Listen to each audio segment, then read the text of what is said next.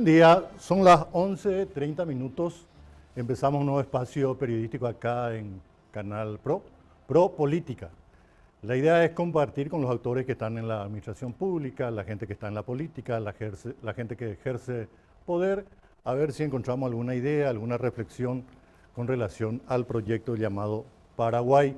Este va a ser un espacio donde no vamos a actuar de fiscales, no vamos a hacer sentencia. Básicamente lo que queremos hacer es hacer preguntas, el qué, el cómo, el quién, cómo. Yo soy Ignacio Martínez, este es un nuevo espacio periodístico, va los martes, los jueves, de 11:30 a 12.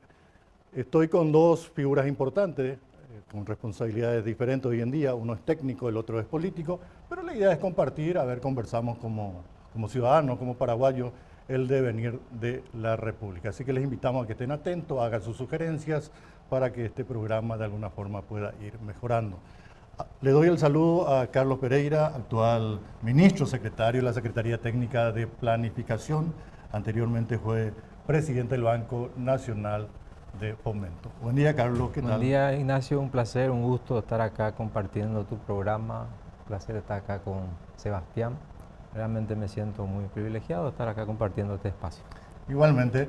Y la otra figura es Sebastián Villarejo, actual diputado, en su momento fue presidente juvenil del PQ, actual vicepresidente de Patria Querida, y la idea es compartir con él también sus prioridades en el tema legislativo. Seba, ¿qué tal? Buenos días, Ignacio, buenos días, Carlos. Realmente contento de estar para más en el programa inaugural. Esto va a quedar en la historia cuando esto vaya creciendo. Me pusiste al costado, tiene un poco de perfil para que se me ha notado un poco más la ausencia, estar preparado para el verano, pero vamos a ir mejorando. Bueno, empiezo con Carlos. Carlos, que son nuevitos, ¿eh? Sí. Un cambio radical de manejar las cuentas públicas, de dar crédito, de dar plata. Hoy en día creo que necesita recursos para mover la Secretaría Técnica de Planificación.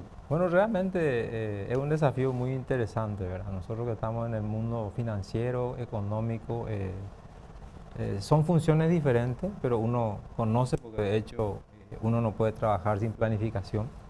Efectivamente, asumí el día viernes pasado, me he interiorizado ya a esta altura de la situación, hice ya un diagnóstico de la situación de la STP. Es una secretaría muy importante, es transversal a todo lo que debe hacer un país en materia de desarrollo económico. Y de hecho que el Plan Nacional de Desarrollo ha sido gestado, ha sido elaborado, implementado y monitoreado por la Secretaría Técnica de Planificación. Eso se ha hecho en base a los 17 objetivos de desarrollo que hoy día en todos los foros internacionales, sobre todo cuando se habla de desarrollo, es lo que hoy invita el Foro Mundial de la Globalización de los Países. Y yo que he estado al frente de la banca pública en todos los seminarios, también fui miembro del directorio de la ALI, de la Asociación Latinoamericana de Entidades Financieras de Desarrollo, y conozco muy bien y muy de cerca también hemos trabajado con la Secretaría Técnica de Planificación en todos estos objetivos, 17 objetivos de desarrollo sostenible, ¿verdad? Nosotros participábamos, de hecho, con la SAS en el tema de transferencias monetarias y también con la Secretaría Técnica de Planificación cuando ellos hacían sus programas pilotos. Nosotros como banca pública buscábamos también la manera de financiar a aquellos sectores más vulnerables. De ahí es que nosotros hemos comprado las deudas de aquellos sectores más castigados, como los campesinos.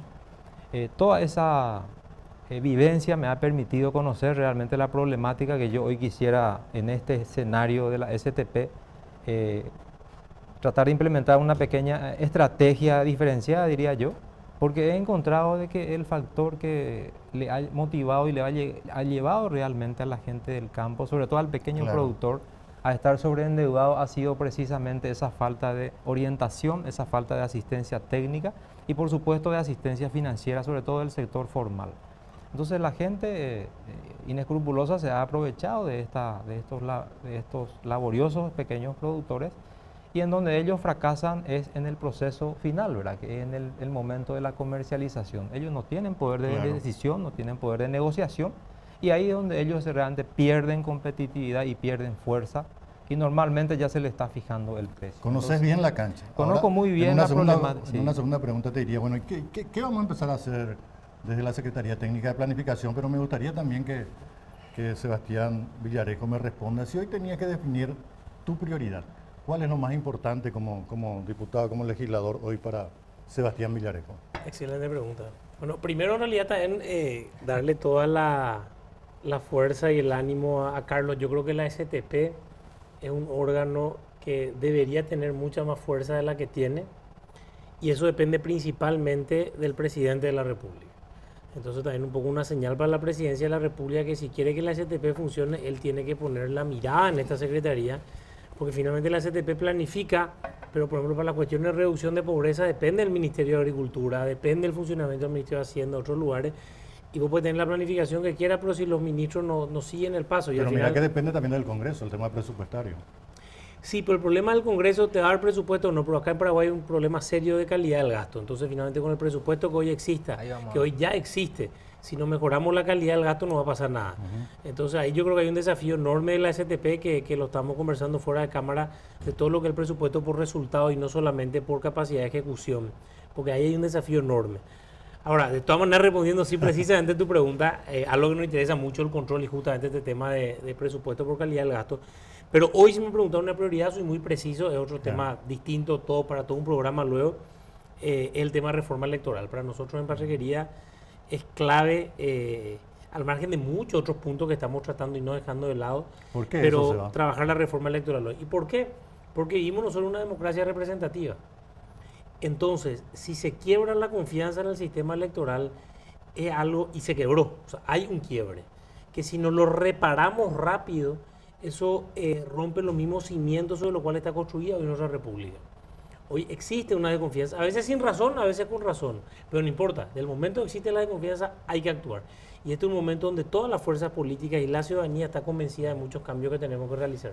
Después me decís cuáles son los puntos que debería reformarse en la ley electoral. Pasando al segundo tema, Carlos Pereira, Sí. titular de la Secretaría Técnica de Planificación, ¿qué tiene que hacer el gobierno para que de alguna forma esa visión estratégica, esa planificación se pueda convertir en hechos reales para que exista una mejor calidad de vida en la República del Paraguay?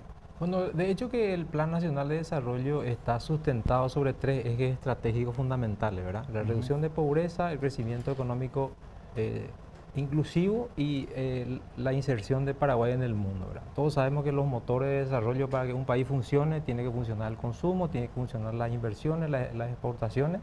El consumo es el indicador de cómo está la economía en cuanto a crecimiento. Yo creo que nosotros en Paraguay está archidemostrado, tenemos fundamentos macroeconómicos sólidos, tenemos una inflación controlada, tenemos un sistema financiero solvente, sólido, consolidado.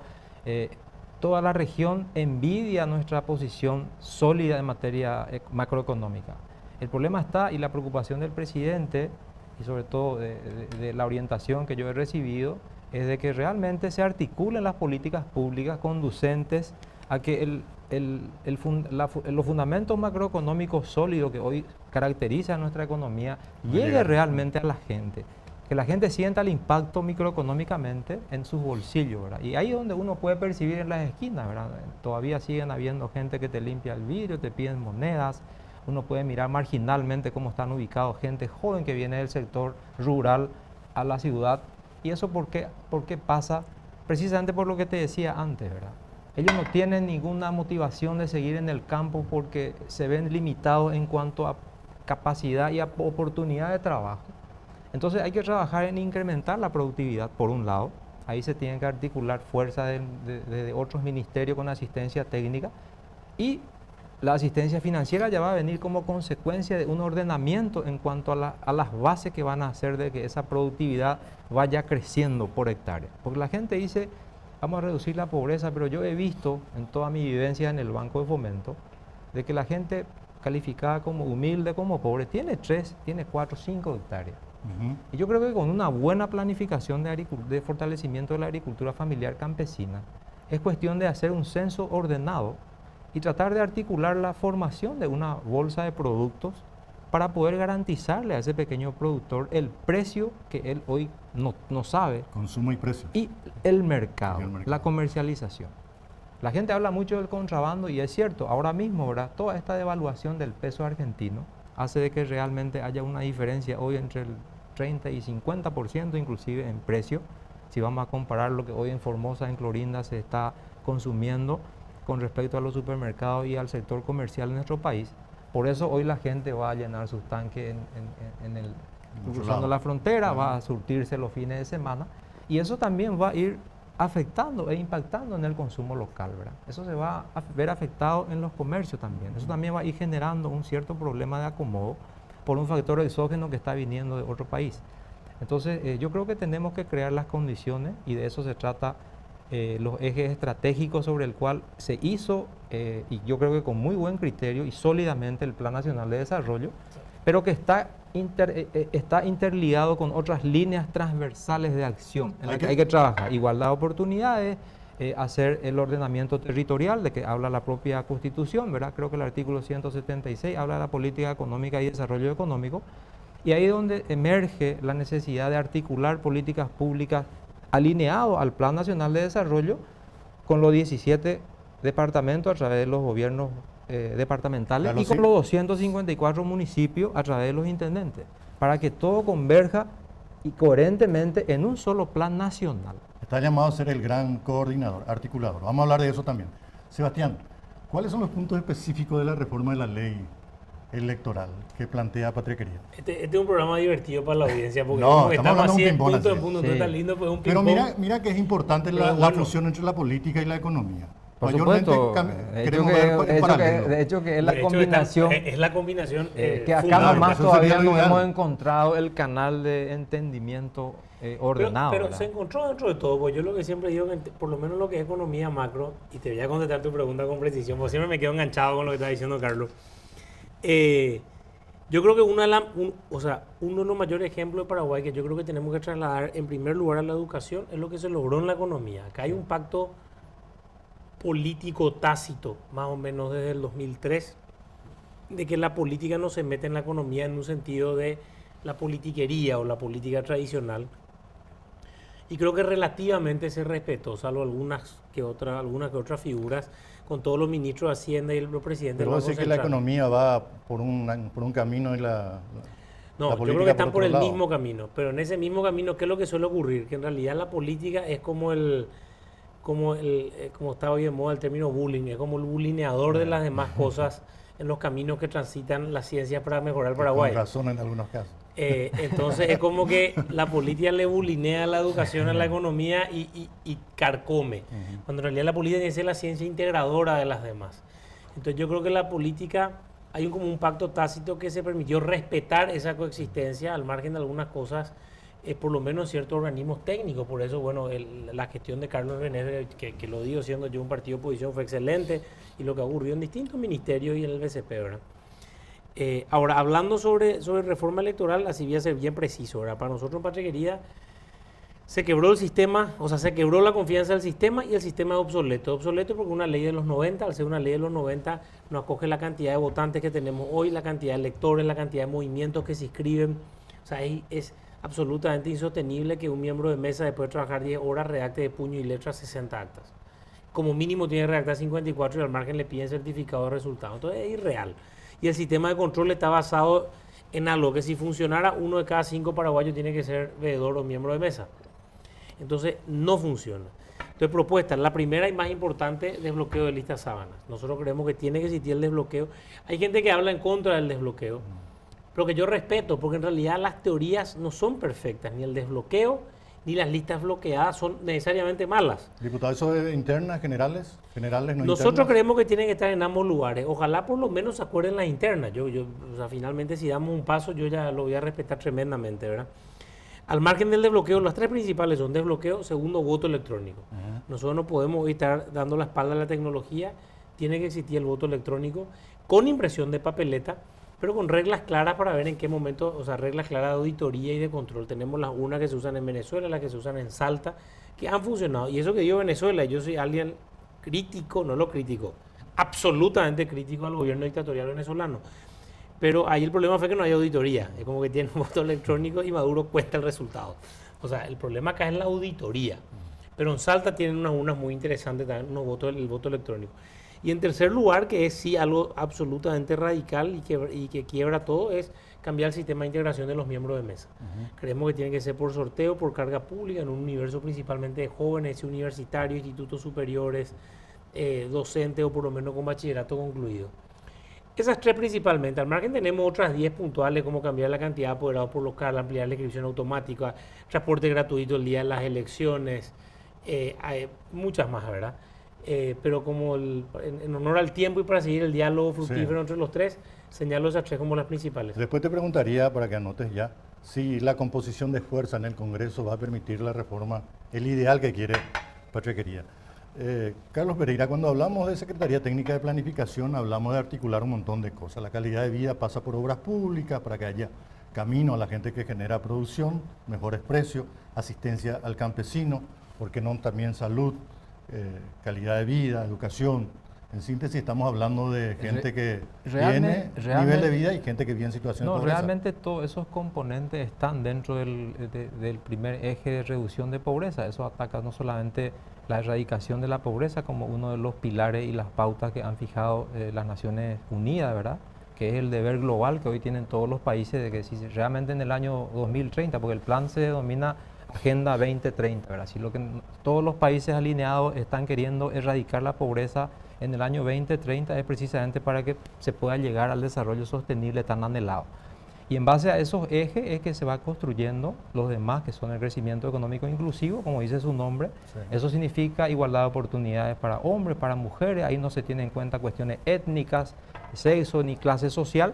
Simplemente el acceso a la salud pública, a la desnutrición infantil, a la carencia de la salud en todas sus formas y el acceso a la educación, ¿verdad? Yo creo que el programa Becal es una de las muestras más fehacientes del esfuerzo que está haciendo el gobierno hacia un objetivo crucial para todo el país y para todos los jóvenes, que es llegar a trascender fronteras para poder llegar a un modelo de educación superior que finalmente tengan que venir a volcar ese cúmulo de conocimiento, ya sea en el sector público o privado, que al final esa suma de esfuerzo es lo que va a hacer esa cohesión y ese salto hacia adelante, buscando que nos consolidemos como un país progresista, como un país que apuesta a la juventud. Nuestro bono demográfico es demasiado importante y yo creo que la inversión, hoy día el país tiene una atracción especial precisamente por su bono demográfico, ¿verdad?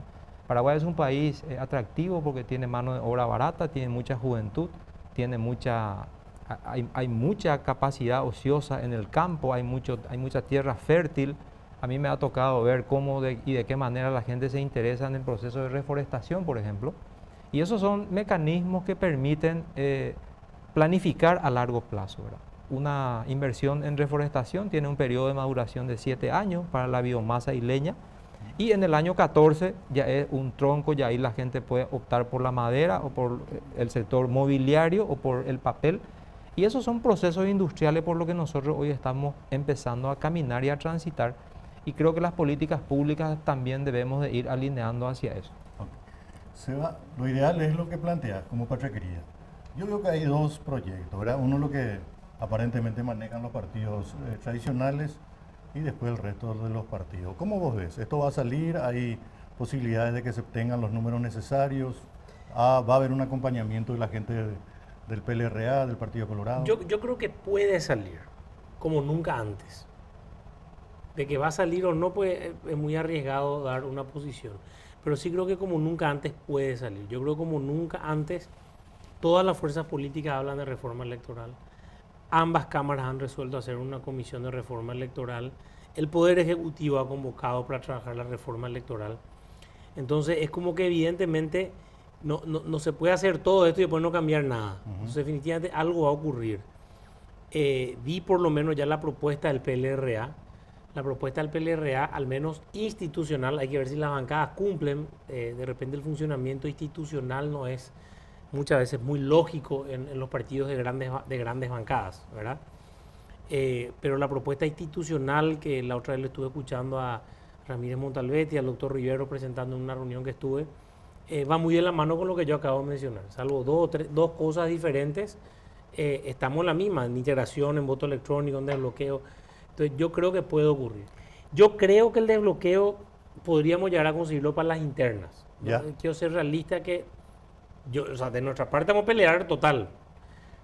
Pero ya que tu pregunta es realista, no estás diciendo que yo sueño que no, o que yo pretendo, sino que creo real. confiemos que por lo menos lo logremos para las internas, porque es el momento clave de una municipal. Porque una municipal tiene un solo cargo colegiado en papeletas que tienen solamente 9 y 12 concejales en todo el país, salvo Asunción. Salvo Asunción, pero después en todos los distritos son 9 o 12 nomás. 9/12 y una sola papeleta. Entonces el momento para descubrir si realmente hay una incidencia, hacer un estudio después exactamente por distrito para ver si hubo cambios, si no hubo cambios, y a partir de ahí vamos a ver cómo llegar al final. Entonces yo creo que es posible, yo creo que, no digo que los astros están alineados, pero por lo menos existen. Por lo menos están, porque antes pues ni estaban, en realidad como que uno tiraba la lucha. Lo que parece es que esta vez parece que se trabaja por las coincidencias, no mayormente por las diferencias. Exactamente. Desde lejos percibo algo de eso. Yo también creo, yo creo que tenemos coincidencia en muchas cosas, pero ¿qué ocurre? Hasta en los partidos tradicionales, ¿qué le ocurre? El PLRA, para hablar a calzón quitado, como le gusta decir uno de mis colegas, el PLRA tuvo un problema serio en integración de mesas en estas elecciones y posiblemente algo de la derrota tiene que ver con eso. Problemas serios de miembros de mesa que le han fallado en colegios enteros, y yo acá en Asunción, que es la capital de la República, porque es un sistema hoy que está, principalmente, ¿qué hace? Mueve dinero negro. O sea, hoy se le está pagando, no sé, 100.000 guaraníes a cada miembro de mesa en los partidos tradicionales, a 21.000 miembros de mesa. Ese día yo siempre funciona la política redistributiva en Paraguay, me parece, de manera negra, porque le llega a todo el mundo. Entonces, para ello, yo creo que se dan cuenta que es necesario.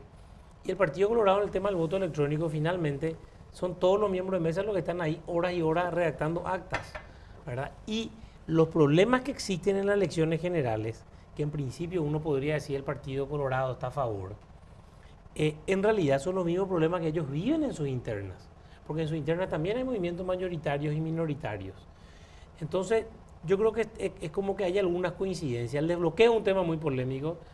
Yo creo que la integración de mesas va a ser difícil, pero el voto electrónico, meter identificación biométrica al entrar, que es algo que el TCJ mismo, el ministro de Estado ya había dicho alguna vez y que están preparados, ya son detalles muy importantes. Y después pequeños cambios que nosotros proponemos, que no son pequeños, pero que ayudan a que mejore el control.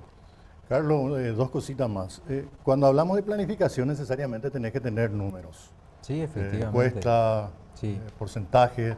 Eso por un lado. Y por otro lado, ¿hasta qué punto puede incidir el mundo externo, lo que está ocurriendo en Argentina, lo que pueda suceder en Brasil?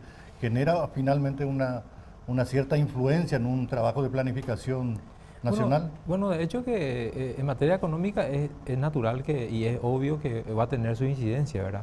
En este momento la devaluación del peso, respondiendo específicamente a tu pregunta, eso está teniendo un efecto en nuestra gente. Hay gente que me consta, está yendo a la Argentina, a Clorinda, a Formosa, a cargar el tanque lleno de sus autos, a hacer compra de la canasta familiar. Hay una diferencia importante de precio de la canasta familiar básica si hacemos una comparación directa entre lo que compone una canasta básica en los supermercados hoy en los centros comerciales en nuestro país y comparamos con lo que es en la Argentina, vamos a encontrar una diferencia importante que estaría justificando ese éxodo de gente que va ahí a munirse de esos de esas frutas, verduras o artículos para el hogar, ¿verdad? Y eso obviamente que le va a ir restando importancia, le va a ir restando protagonismo a los centros comerciales locales, ¿verdad? Por eso decía yo de que para que funcione bien los motores del desarrollo, insisto de que para mí son el sector del consumo, la inversión y como indicador de medición de cómo está funcionando y cómo estamos insertados en el mundo el tema de las exportaciones, ¿verdad? El consumo te va a medir de qué manera se maneja la demanda, cómo se comporta el bienestar de la gente y ahí uno percibe, ¿verdad? Hoy la gente se invirtió la cosa, la gente va a la Argentina porque es más barato y eso también va a tener su repercusión. Y yo por eso lo primero que pregunté fue cómo están alineados los centros, los planes de desarrollo articulados por los gobiernos municipales, que son 254, si ya tienen sus planes de desarrollo municipal. Y hay 200, me dijeron, o sea que es muy poco lo que faltaría. Y como decía recién el diputado, el lunes me tocó justamente estar con el senador Rasmussen y estaba un poco preocupado yo porque en el proyecto de ley se había excluido 2 artículos en donde realmente se le estaba restando protagonismo a la STP como un órgano muy importante, como decía el diputado, hablaba de la calidad del gasto. Y acá hay que tener 2 vertientes, ¿verdad? Todos sabemos de que la Contraloría General de la República ejerce los controles de las cuentas públicas, pero por lo que se gasta o por lo que se ejecuta. Pero hay un tablero de mando de control que es el que debería de ser utilizado y monitoreado a través de la STP, que estaría midiendo la calidad del gasto realizado y aquel espacio que todavía no ha sido utilizado. ¿Por qué? Entonces, esos son los complementos importantes que hacen de que la gestión del gasto con esta ley de transparencia realmente nos permita a todos los paraguayos saber en qué se gasta, cómo se gasta y cuánto se gasta. A través de los gobiernos municipales y departamentales, ellos tendrían que ir acopiando las necesidades insatisfechas de sus comunidades y distritos y ver si esos están alineados al Plan Nacional de Desarrollo, y a partir de ahí, como dice el diputado, se ve cómo y de qué manera se hacen la aplicación de los gastos del presupuesto. Mira qué rápido llegaron los 30 minutos. Tenemos que ir despidiéndonos. Carlos, te agradezco mucho la presencia. No, por favor, al suerte en contrario. tus nuevas gestiones. Muchas gracias. Diputado Villarejo. Muchas gracias, Este es un Ignacio. espacio que queremos hacer un ejercicio entre la gente técnica, la gente que está en la política, la gente que hace economía, la gente que hace política. Estamos en un momento nuevito. Hay un gobierno que asumió recién, hay un cuerpo legislativo que empezó a trabajar, hay una transición aparente en el Poder Judicial con miembros de la Corte que se van cambiando, hay una fiscalía que aparentemente muestra una actitud diferente, así que es buen momento para seguir debatiendo. Martes y jueves de 11:30 a 12. Pro Política. Ya viene enseguida nomás Pro Mediodía para seguir la información en este canal. Canal Pro. Gracias.